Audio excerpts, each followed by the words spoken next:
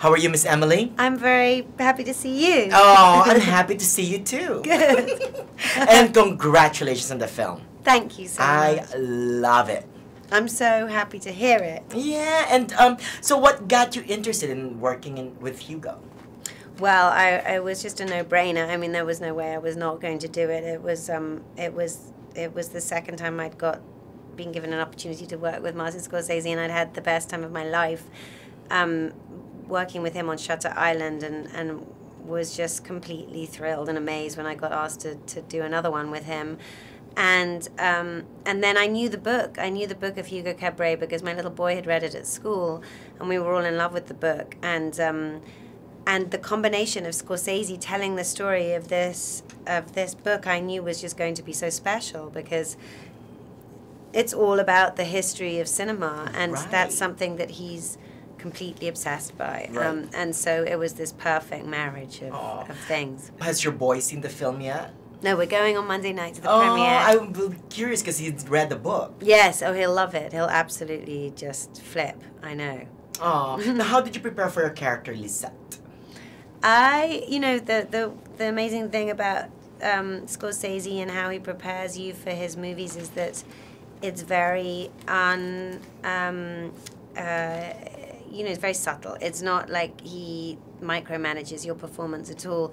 He really just shows you other people's films, and that's how he directs the movie itself. It's all about taking inspiration from other people's movies and finding a way of having that inform the world of the movie that we're making. So he showed me a film called Under the Rooftops of Paris, which is a French movie made in the 1930s, about sort of working class people in the back streets of Paris. And it was beautiful, subtle, kind of magical movie where all these characters are so fascinating, and they're so fascinating because they're really real. They look like real people leading real lives, and there's a magic to that. And it's true. You guys take his story, Hugo's story, is very heavy.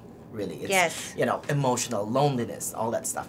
And you in your scene with Sacha Baron Cohen, they're very magical almost, right? It's like two different worlds that collide. You know? Absolutely. Well, I think that what's so great about the fact that Scorsese's making this film is that he's not making a movie for kids, and he's not making a kids movie. He's making a film where he's showing the world through a child's eyes, and he shows all the beauty and the magic of what a child sees, but also the difficult parts of what children see, and the horror and the fear and the loneliness that in the way that a kid looks at the world, and so it becomes a film that's so much more than just a kids movie. It's a film for everybody.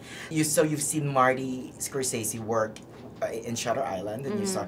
Is there a very big difference with him working with a 3D aspect now? Well, he was just so excited to be able to be using this modern technology, and I asked him one day on the set whether he ever felt that he'd ever thought that he would be, in his lifetime, able to use this whole different technique to make a movie with, and he said no, with his eyes lit up. He said he'd never thought that would be possible, and he couldn't believe his luck. And I think that was the difference, was that he was like a kid in a sweet shop, just experimenting with this new way of filmmaking, and he uses it so beautifully in the film.